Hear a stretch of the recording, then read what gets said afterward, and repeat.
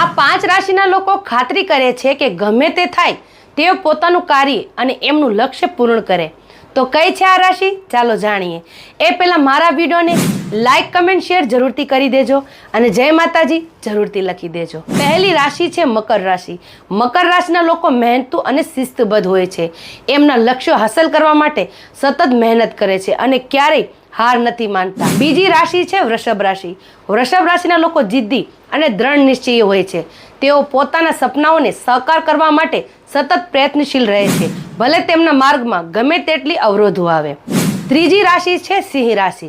સિંહ રાશિના લોકો આત્મવિશ્વાસુ અને નેતૃત્વથી ગુણોથી ભરેલા હોય છે. તેઓ પોતાના લક્ષ્યને પ્રાપ્ત કરવા માટે દરેક શક્ય પ્રયાસ કરે છે અને હાર નથી માનતા. ચોથી રાશિ છે વૃશ્ચિક રાશિ. વૃશ્ચિક રાશિના લોકો ઊંડા વિચારશીલ અને હઠીલા હોય છે.